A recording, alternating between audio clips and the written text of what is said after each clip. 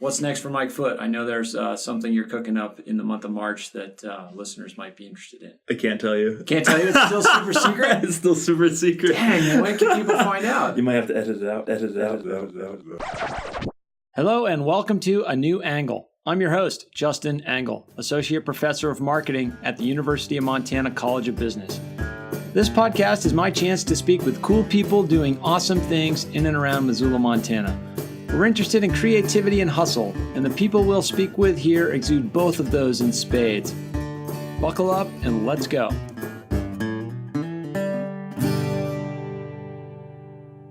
Hello and welcome to A New Angle. Thanks for tuning in today. We appreciate all the comments and support we've been getting from you listeners. So again, can't thank you enough for supporting the show. And as I've been asking, please, if you're enjoying what you're hearing, spread the word, let others know so we can grow this thing. Anyway, I will stop with the shameless self-promotion and get to the point here. This week, we have a really fun interview with a dear friend of mine, Mike Foote. If you have engaged in the endurance community in Montana in any way in the last 10 years, you know who Michael Foote is. He's sort of a mainstay of the community here. Good friend from the running space. And what we talked about today is how much of an innovator he is and how he has driven positive change in this community through the various things he works on. The focal point of Mike's work that we talk about today is the Rut Mountain Runs that are an incredible event that's grown from, a first-year event 5 years ago to just huge prominence in the running space in the last 5 years. A world-class event that he basically built from scratch. And then some of his other community involvements and how he approaches life as a professional athlete and someone who excels in a sport where it doesn't actually pay him much of a living wage, so he has to hustle to find other ways to support himself. Mike was generous with his time. He was a fun guy to talk to. I appreciate him coming on the podcast, and I will turn it over to Mike Foote.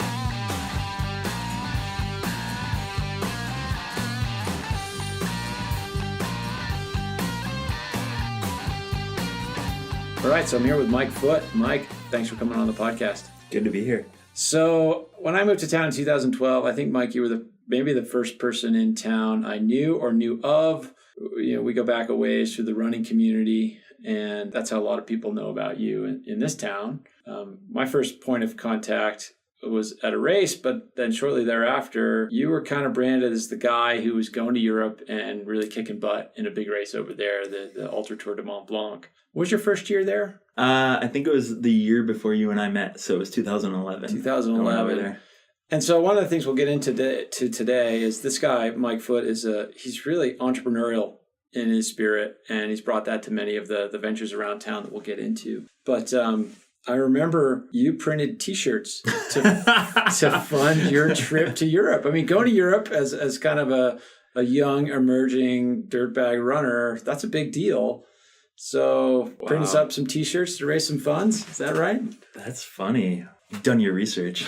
Exactly. We have a crack research committee here. Yeah, no kidding. Come to think of it, maybe that was like one of my first business ventures. So I wanted to go run this race over in Europe, the most well-known, most competitive ultra running race in the world, and needed to raise funds to get over there. I didn't have any sponsorships at the time, and a friend of ours, Mike Wolf, and who was sponsored by the North Face, was going over there and doing it, and had done it a few times, and told me all about it, and offered up a very small space on his floor to sleep, and all I had to do was get a plane ticket over there, and I could probably take care of myself from there. And still no small endeavor getting a plane ticket to get you to France. Oh no, I needed a few $1,000. Yeah, I needed a few $1,000 to make this happen. And I think I printed some sort of Foote goes to Ultra Trail du Mont Blanc and T-shirt, and I ended up selling like 250 or 300 of them, which was just mind-boggling. I thought maybe I'd sell a couple dozen, and just goes to show that folks in Missoula really rally to support. And it was a good reminder that I had a great network here, and it was kind of the beginning of my ultra running career in a way.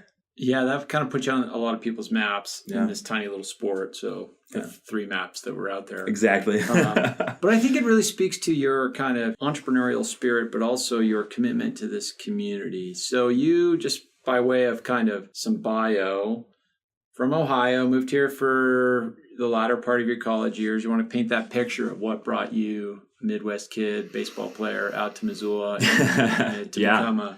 Yeah, absolutely. Yeah, I grew up in Northeast Ohio playing baseball on like 3 different teams in the summer and literally working on muscle cars while listening to classic rock, like a very traditional,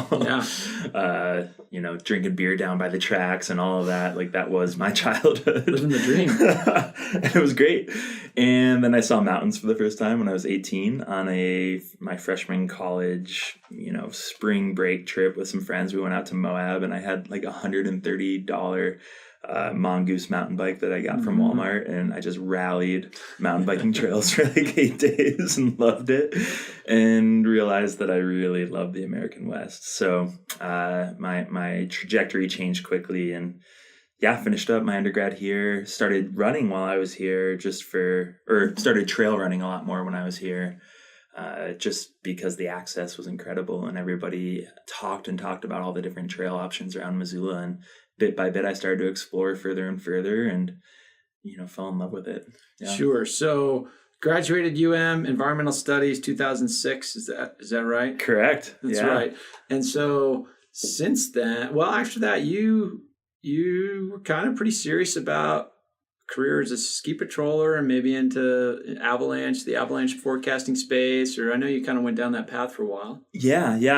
I ski patrolled up in Whitefish, Montana for a few years, and during that time really invested myself in the snow safety program up there and avalanche research and all of that, and started leading training and chasing my own opportunities in education there, and took a lot of courses, and ended up moving down to Big Sky to further chase that, because another small niche community, but one of the epicenters in North America is in Bozeman, and there's a really impressive snow science graduate program there, and so I wanted to suss that out and see if that was an opportunity for me to kind of move forward into grad school. Yeah. Sure. And as you're on that path, you're running, exploits are emerging, you're starting to have some results, feel like, this might be something that an itch that I should scratch a little bit more. Yeah. So I was starting to, do ultra running races up to 100-mile races. I think I had done 2 or 3, and I was still ski patrolling in the winters, and a very labor-intensive job, and hanging out in ski boots when you're cold all day, but playing around in the mountains a lot, and I loved it. And I would run to and from work sometimes, and all my ski patrol friends would start having beers after work, and I'd throw on my running shoes and go get a 10 or 12 miler in, and it was rough. And I still remember the phone call that I made with my old patrol director and said, "Hey, I'm gonna go to Missoula this winter and run instead." he was like, "What?" And this was after being the top American at UTMB. Right. So that was it. I started to get on people's radar. I became a North Face athlete that following year. Right. And sport is starting to grow, get more popular. I wouldn't call it mainstream, but it's become visible to more people. Yeah, and I loved it, and the community was really inclusive, and it just felt like the right move at the time. And so moved to Missoula to do that. And so along with that, the sort of exploration of endurance sport, particularly a sport like ultramarathon, is pretty self-centered. I mean, it's an individual sport. You got to be very inward with a lot of your focus. But what has always struck me about you is your commitment to this community. So your work at the Runner's Edge and putting on the Runner's Edge events. So how did that kind of come about, from dedicating yourself more to running to all of a sudden becoming committed to building the running community here in Missoula? Yeah, I think, gosh, it's such a big, long arc of so many different events. But for me, I hate to use this term, but it felt like a very organic progression. I mean, okay. Being an environmental studies major, I learned to write well. I learned to be a critical thinker. I learned to be a good citizen within my community. I learned like certain really strong skill sets, but I had no business sense or any of that, or knew how to grow events or market events, or really I hadn't really been thinking about what I guess my career would be or how I would carve that out. I mean, we're all doing that in Missoula in a certain way, it feels like. And that's the narrative here, is obviously we're all trying to just create these niches to fill. And, I've, looking back, definitely done that here. And I have a lot of gratitude for Andrews Brooker, the owner of the Runner's Edge, for kind of taking me under his wing and showing me what good business sense is and all these things through building the events arm of the Runner's Edge business. So I'm trying to think of where to go with this. Well, what was kind of the first event that you really dug your teeth into? Like, okay, so I assume you started working on the floor selling shoes. I sold a lot of shoes. Yeah, and so you get to know the people you're putting shoes on. They know you because they know the sport. Yeah. And then you start working at events, race directing. Like that obviously fed something in you. What was that? Yeah, I think I loved working on the floor and selling shoes, and honestly just being on the front lines of hanging out with people in the community and getting to know folks a lot more. And I appreciated that. And, after a couple of years, it was obvious that I wanted to kind of challenge myself a little bit more and find different ways to do that. And Anders was happy to do so and said, well, why don't we put on a trail race? And it was the Blue Mountain 30K, which was, probably 2010 was our first year. Mm-hmm. So we're in our 8th or 9th year now. And the race sells out.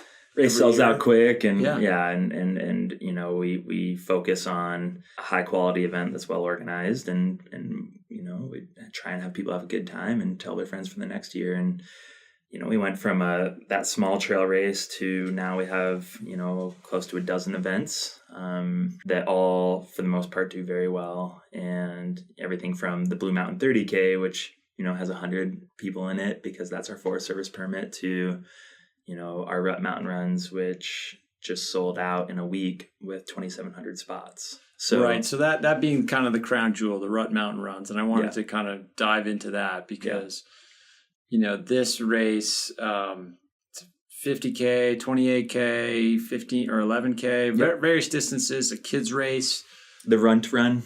Exactly. And this race has become the thing in mountain running in North America. I mean, it is iconic in just a short number of years. So this will be year six or six. Yeah. And I mean, I remember when you and Mike Wolf were just kind of cooking up this idea and pitching it to Big Sky. And now it is like people build their entire calendar around it. Other races locate themselves so as they don't conflict with the rut. Yeah. Let's kind of dig into that. Like this idea, where did the idea start and how did you execute on it? Yeah. So, going back to my time over in Europe racing, now I've been over there almost a dozen times for various running and ski mountaineer races. And the culture that celebrates endurance sport, especially in the mountains, is, levels above where we are in North America so far. And there's just a deep and rich history, and the events over there are much more sophisticated, much larger, much, requiring more resources. And I just saw this huge break between, the American culture, which was very low key, everybody's drinking beer the night before, and all these things I love, but seeing what a big, well-organized event can be in Europe was really appealing to me, and seeing just like the level of competition and all these things. And both myself and Mike Wolf felt that way and wanted to bring something back to Montana that had just a little bit of that, but still like the Montana feel and vibe. Sure. And that's always been our intent with the Rut. And we started looking for areas to put on an event in Montana, and quickly honed in on Big Sky Resort because the terrain was so just iconic. I mean, it's technical, it's exposed, it's, dramatic and draws people in. And then also we have this great infrastructure of a world-class ski resort right there in order to, have 3,000 people plus their friends and family showing up for a weekend. I mean, that's kind of what sets us apart, is that we're lucky enough to have those resources there versus another trail race that just starts and finishes at a Forest Service trailhead. Yeah, one of the things I think to provide that little bit of European flavors, like in Europe, you can get into many people can get into the mountains very quickly. It's not that they're so centered near population centers, but these communities are in the mountains. There are these tramways. It's so accessible. So, like you said, you can't really have a race. You can. There's plenty of races in the States at Forest Service trailheads, but you can't create that European experience there. But at Big Sky, there's really no barriers between the spectator and the mountain. The spectators can take the tram up. I mean, it's a pretty amazing venue. We had just to set the stage in the United States, like most trail running races are, a couple hundred people, often due to Forest Service permits, and there's thousands of them, and they're fantastic. And some like the biggest, most well-known trail running races in the world, like the Hard Rock 100, has 140 participants, but it's just very rare that races get large in the United States due to permitting issues, which is what it is, and that's fine. But we're just so different at the Rut, and we have a few thousand runners, and we also have, we had over 1,000 spectators a day. Yeah. And that's who were riding lifts to get to aid stations. And that's not counting people just in the base area. And Big Sky, just to be clear, privately owned. They own all the land. Yeah, so that's a big difference. They own the mountain, which is a very, again, unique situation. Right. But does allow us latitude to create, really unique courses that you probably wouldn't find elsewhere. Sure. Yeah. Yeah, and now, it's got to be one of the most difficult races in the country, and people line up to get into it. Yeah. They are fighting for the right to torture themselves on this course. Yeah, I think it's really interesting in our culture that I think people are often trying to find bigger and bigger challenges, and we separated ourselves early on by really celebrating that and owning it and talking a big game about it, and I think people love it, and it's true. There's just sections of each of those courses that are probably more extreme than other terrain you would find in other events. But then, I think people love the fact that they can get a hotel right in the base area and bring their family. And again, going back to that infrastructure. And I think that's been as important of an ingredient as the terrain itself. Yeah, and you put a ton of thought and care into the experience of the competitor. We call it the user experience in business, whatever, but the customer experience in that. So what are some of your key guiding philosophies with regard to customer experience here at the Rut? I think I've never actually tried to articulate that, which is funny. Maybe I should. Well, you have a great intuition about it because you're the event. I can tell you what I think about it, but this is... I've got a couple of answers. I think we always focus on quality. What does quality mean in this context? Yeah, I think the first thing that comes to mind is communication. Like, I feel really lucky that I've had many positive and many negative experiences as a racer. And a runner and somebody who's been on the receiving end of going to an event. And I always just am so pleased and grateful for the events that are well organized and bring that quality to the way that they communicate throughout the year leading into the event, the way that they mark their course, the way that they treat their volunteers, the way that they throw. I'm sure there's many more examples, but for me, it's like, maybe it's not quality, maybe it's attention to detail. I don't know. That's interesting. I've never tried to articulate it all. The two intimately relate, at least with regard to the way I've watched you kind of operate. Yeah, and I think it's just as important we really focus on the fringes of it all. Whether it's trying to create a really good spectator experience, a really good volunteer experience. Yeah. We focus on, we put a lot of time into really random things that other events might not think about. Like, the first couple of years we had a mechanical bull for our after party, which people just loved. And now we're giving out free real tattoos at the finish line, which I thought only one or two people would show up and get the free tattoo. And we had 80 people sign up last year and 60 got tattoos before our tattoo artist ran out of supplies. And you've literally created a brand. Yeah, we're branding people now. You are branding people. We actually did create a brand, an actual hot metal brand. All right, Mike Wolf's dad built that, right? Because he's a blacksmith. Yeah. We joked about branding people with that, but we never got around to that. But we do now give out tattoos. And so I think a word that I throw around in my head, and I don't really, I guess, outwardly share that much, is like doing things on the fringe. And I really celebrating that and just trying to stay just on the edge of what's normal in these events. Okay. And I think that just adds to the experience for people, really. This episode of A New Angle is brought to you by Sapphire Physical Therapy. Sapphire has been in the business of helping active people heal and thrive since 1994. The organization has deep commitment to this community, and they are experts in overuse injuries, sports injuries, neck and back pain, and individualized strengthening programs. And I certainly know that they've put me back together on many occasions. To learn more, visit sapphirept.com. And now back to the show. Well, so it sounds like you're always trying to think about what is some unique twist that's not being done. Yeah. You want to sort of stay ahead of the curve. Yeah, definitely. I just want to keep it fresh, and like I think the Rut's doing really well as an event right now, and it's kind of become my baby. Like I've taken over, the role, just the sole race director, and we have a great team of people that support it and show up on the weekend. But it's just been fun to try and come up with what stories do we want to tell? How do we? I mean, the event we sold out in a week, 9 months before the event. However, I still want to focus on remaining relevant, telling stories, getting people excited about it. Like, I don't want to just sit on, like, we could, I guess, sit on our haunches a little, or on our laurels. Yeah, that's one strategy, bit, right? Hey, we've sold out, we're done. Yeah. I'll see you Labor Day.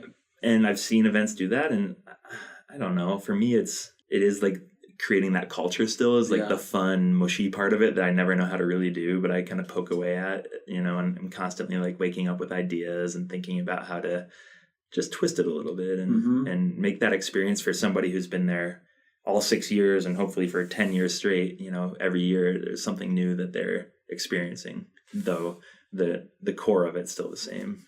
What's an idea that you've said no to with the Rut? Like you've got a very intuitive sense of this brand, this experience you've tried to create, the guiding principles of this event. What are a thing or a couple things you've said no to? Like, nope, that's not what we want this event to be. Yeah, a couple things. It's interesting. I've been told many times to add like a 100-mile distance to the race. Okay. And for me, just knowing that area well enough, we could never do it in a way that course would feel like a Rut course. It would feel like all the other courses out there in the United States, which is to say, beautiful rolling single track that rises and descends at a gradual grade, and I just think people can find that elsewhere, and though that could add to growth and profit for the event, it doesn't feel like it fits what we do and what we want. And logistically it would be challenging, but I think we could, if we really wanted it, we might overcome those hurdles. And I'm not saying we'll never do it, I've struggled to find a way to do that feels like it's good for the event. Also, I've been told to replicate the event in a bunch of different areas. And again, I feel that same thing where maybe I'm not a good businessman in that regard, but I feel like it would only dilute the experience that people have where we're having it right now. And I just don't see being able to replicate it in a way that really makes sense. Like Rut Mountain Runs does. Lookout Pass just doesn't have the same kind of ring to it. Nothing against Lookout Pass. And it comes down to relationships. Like I'm just the kind of person that likes to work with people that, I have true relationships with, and I'm not interested in cold calling Aspen Resort to say, hey, I want to put on this event at your, and maybe I should, and who the heck knows, but I think we got a good thing going here, and I'm a slow burn kind of guy, so like I like to slowly but surely like evolve a project, and I'm not the type to just move fast and break things, and that's just my style, and I'd rather focus on what we've got going on and growing that, and making it a more rich experience every year until we feel like we can't, and then maybe look beyond that. But yeah, so then in that context, what does growth look like? I mean, you said you sell out in a week. What does growth look like from here on out? Well, what's your view of that? Yeah, so great question. So going back to the fact that Big Sky Resort is privately, the area where we have our event is privately owned. I still remember one of the first conversations I had with the folks there and me saying, well, normally we do races where we can only have a couple hundred folks due to permitting, and would that be an issue here? And their answer was, well, we have about 6,000 beds. So we can have 6,000 people if you want here. And at this point, like a big ultra marathon in the United States was 400, 500 people. Correct. Yeah. So the thought of 6,000 was just otherworldly. Oh yeah. Not even within the realm of belief. So we've actually had self-imposed caps on all of our events throughout the years. And we started at 400, then 1,100, then 1,800, then 24, 26, and now 2,700 people over 6 years. And what drives the reasoning of those caps? For me, it's user experience. Okay. Is that what you call it? User experience? I think that's a technical term. You can use it. But. For me, it's user experience and safety. Honestly, I mean, we obviously want to grow if we can. I mean, the event's doing well and we want to, continue to allow it to do that. And for me, there's going to be a point of diminishing returns if you're out there and the trails are too packed, or if our medical team doesn't feel like they can keep up with the demand of everybody out there. So we also have we have 80 or 90 medical staff. We have a helicopter on site, multiple ambulances, the ski patrol, search and rescue. I mean, we have a very it's legit. It's terrain. legit. You are out there. You're exposed. There's a lot of potential for problems out there. So we're always talking with the medical side of our team about, okay, well, if we increase it, can we handle that capacity? Can the course itself handle that? Like, what if something were to go wrong? Like, how can we deal with that? Right. And luckily, I mean, we always have insane weather, but you've had course changes due to weather. Oh yeah, and that's the thing. We can always change the course and maybe not put 10,000 people up into the Alpine when a snowstorm's coming through or whatever. So growth has been dictated by that a little bit, and also I think so. Yeah, the user experience, the safety side of things, and I'm again, it goes back to that slow burn. Like I honestly think if we wanted to spread another 1,000 spots out through all of our events, we probably could still fill it over time this year. You'd sell them out. I'm confident of that. But I don't know. I feel like I've always just wanted to increase it by 15% here, 20% there, and see how it was that year and see if I felt good about it. And I haven't been really scientific about it. It's just been more of a go by feel. And I think it's been a good decisions though, because I think a byproduct of that is there's this scarcity thing to it. I mean, the event sells out so darn quick that, who knows, maybe if we allowed a ton more people and it sold out a lot slower, maybe that appeal would, be gone of it. But that hasn't been like the main driver behind it. But that's definitely been a byproduct, is that because it fills out so quickly, I mean, it creates buzz. I mean, there's no doubt about it. Yeah, and I feel like the Rut has a unique kind of buzz around it. It's one of those events that people are just purely stoked on the event, and it's called the Rut Mountain Runs. It's not called the Rut Mountain Races. Yeah. And that distinction between a race and a run, that's not to say it's not competitive. You got a world-class field every year, but talk a little bit about that, this notion of race versus run and how that plays out in the community. I think it's interesting because I am a competitive trail runner myself. I celebrate that aspect of the sport, but I also just celebrate community and culture as an individual. And I think we can, it's funny, I've never actually thought about, articulated this in my head about the Rut specifically, but I've always just That's thought what these interviews are for. Yeah, right? Yeah, you're bringing it. I love it. Sorry, I knocked you off your train. No, it's good. I truly do think that I've always and I think we even have that language on the website at this point, but 3 days of mountain running celebration. I mean, for me, it's about this tribe of people getting together, challenging themselves, shoulder to shoulder out on the trail together and having a great time and celebrating that. And that's the majority of the people that show up. I mean, they're there for their own personal goals. They're sharing times with friends and family, and it's a celebration. I've always loved that aspect. And I think events that really own that are the events that I personally love to go. experience and be a part of. And so I really wanted to create that. We want to create that at the Rut. And, so I do think that's a huge aspect of that. And that's how I've always in my mind thought about the event, is just a 3-day mountain running celebration. And so I think that really speaks to the mountain runs part of it. Just go out there and have a great time. And then also we very much have chased, we have a $13,000 prize purse. We're part of a, Sky Running World Series, which is one of the more well-known, mountain running series in the world that gets elite athletes to come all the way to Big Sky, Montana. And, spectators, other participants love that. They love getting to their race and standing at the line next to some of their heroes in the sport. Sure. Again, niche sport, but to see the people they see in magazines and have read interviews with, and it's a really cool cross-pollination of that. Yeah. So, okay. So let's shift gears from the Rut a little bit. There's a couple other things I'd like to hit while I have you here. The first is, you sort of got on people's radar screen with this great performance in this race over in Europe in a fringe sport that nobody knew much about, right? Correct. And at the same time, this sport is starting to rise, and all of a sudden, you become this prominent guy in Missoula and in this sort of small ultra trail running space. Yeah. And you've sort of said goodbye to skiing for a while. Now you've come back to skiing, and now you're sort of gaining more notoriety in another fringe sport that you're then bringing back to Missoula. So I sort of left a lot of holes in that space. The sport I'm talking about is ski-mountaineering, #skimo. So tell us about that. What is ski-mountaineering, and why do you love it? Oh, man.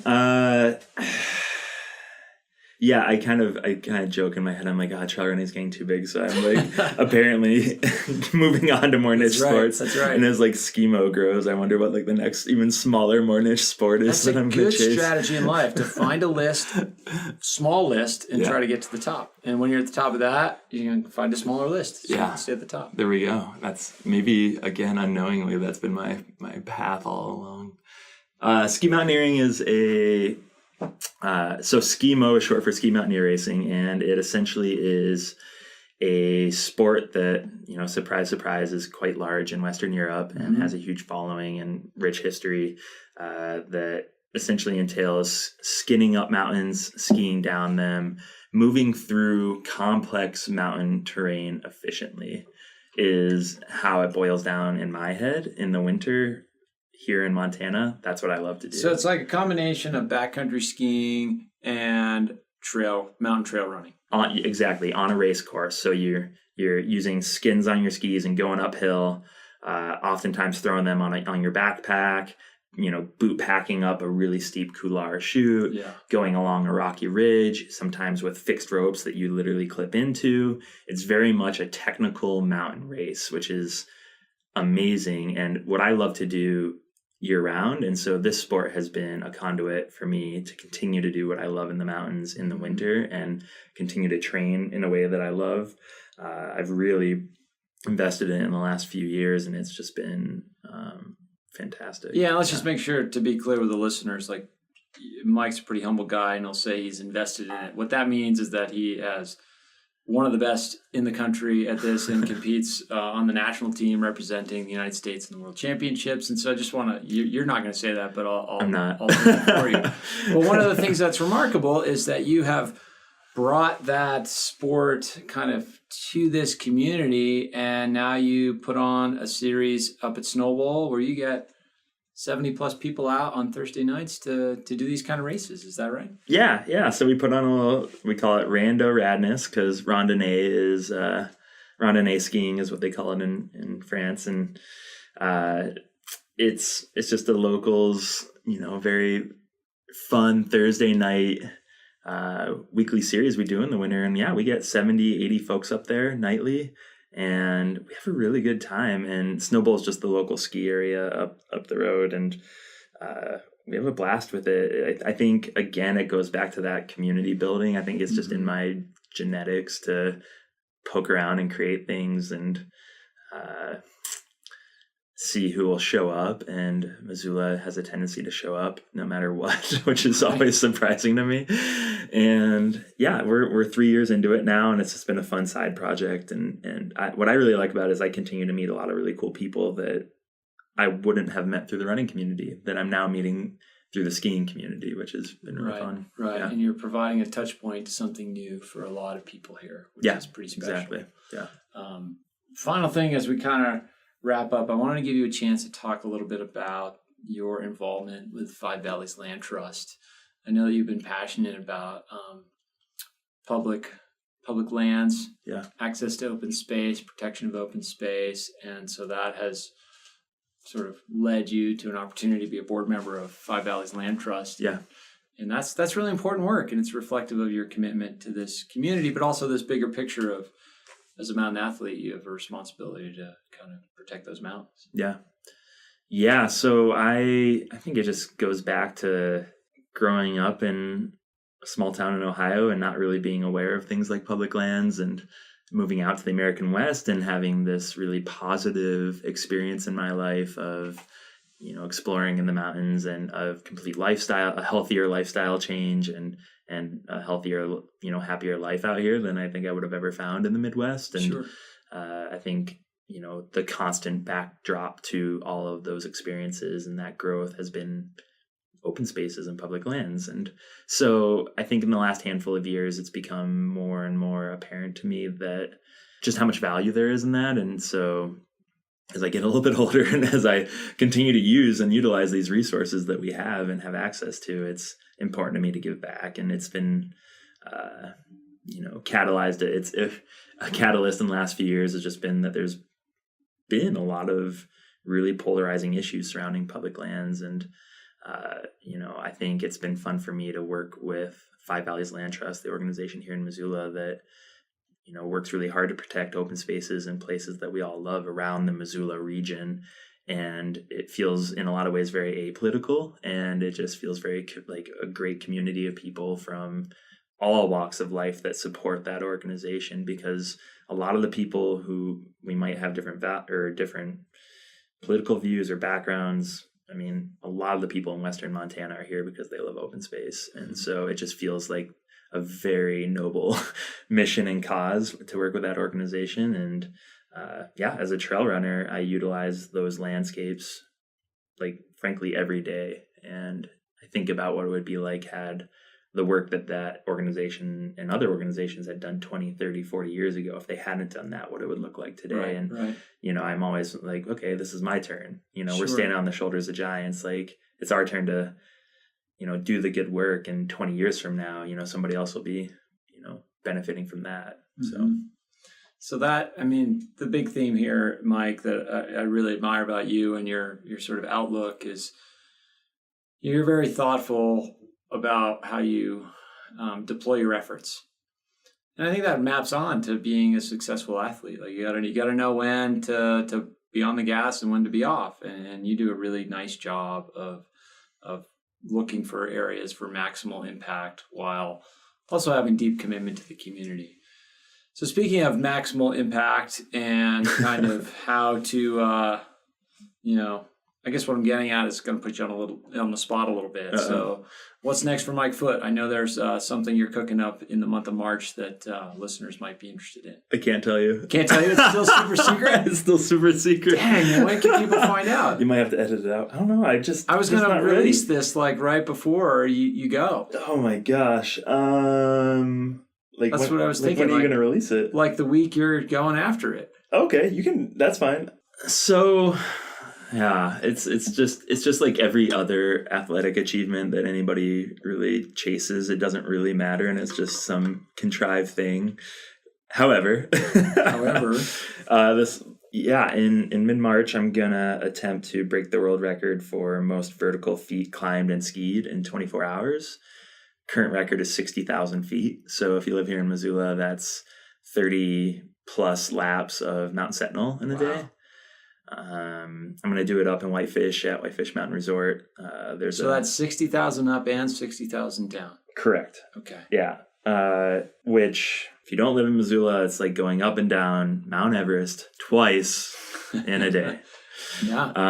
which is often what people use for these references. For me, I love the movement of skiing and going up and down. And last year was a World Championships year, which only happens every other year. So I, along with the U.S. ski team, went over there. Ski-mountaineering team went over there and raced in Italy, had a fantastic experience. I plan to do the same thing next year, but this year is kind of an off year to have different goals. And though I'm racing a little bit domestically, I'm mostly focused on this goal, and it's been all encompassing. I think what I like about it and what motivates me and what scares me is it exposes my fitness and my ability to do something more than a race, because I'm not lining up against other competitors. I'm lining up against a clock and a mountain.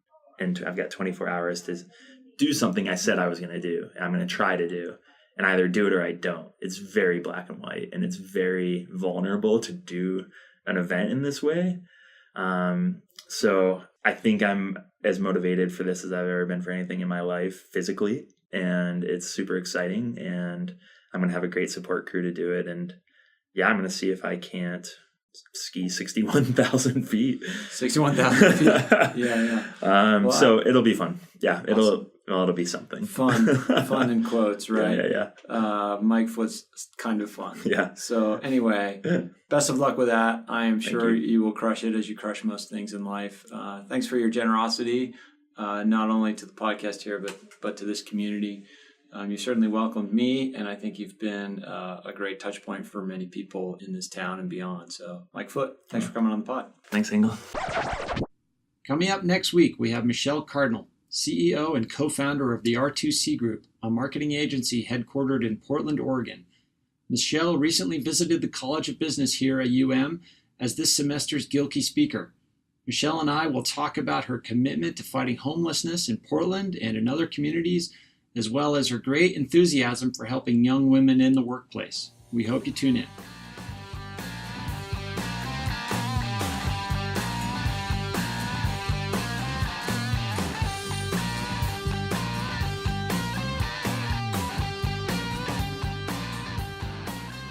Thanks for listening to A New Angle. We really appreciate it. Remember that A New Angle was brought to you by CED, Consolidated Electrical Distributors. They're our first sponsor, and we can't thank them enough. CED is one of the largest electrical wholesale supply companies in the country, with nearly 600 locations nationwide. CED is a privately owned business-to-business company that distributes just about every piece of equipment you need to keep your lights on, your energy flowing, and your lifestyle comfortable. CED is also an important employer in our community, and they have a keen interest in University of Montana graduates. To explore career opportunities, check out www.cedcareers.com. Moving forward, if you have any suggestions for guests, cool people doing awesome things, please let us know. And if you enjoy this podcast, there are several ways you can support it. First, rate us on iTunes. Ratings help others find the show. Second, write a review. The more reviews we get, and hopefully positive ones, the more we can grow. And third, please just tell your friends about it. In addition, you can also support A New Angle financially. For information on sponsorship opportunities, please visit our website, www.business.umt.edu/anewangle. There you will also find a link to support the pod. Before we go, I'd like to thank a few folks for making this project happen. First, my colleagues at the College of Business for supporting this endeavor. In particular, Professor Josh Herbold for writing and recording original music for the show. We also have music provided by Switchback Records, a student-run record label here at the college. I'd also like to thank Elizabeth Willey, recent UM graduate Michelle DeFluke, and the entire comms team here at the College of Business. And finally, thanks to my producer, Stefan Borsum. As we close, if you have any suggestions, comments, questions, insults, whatever, please email me at anewangle@umontana.edu. Help us spread the word, and be sure to use the hashtag #anewangle when you do. Thanks a lot, and see you next time.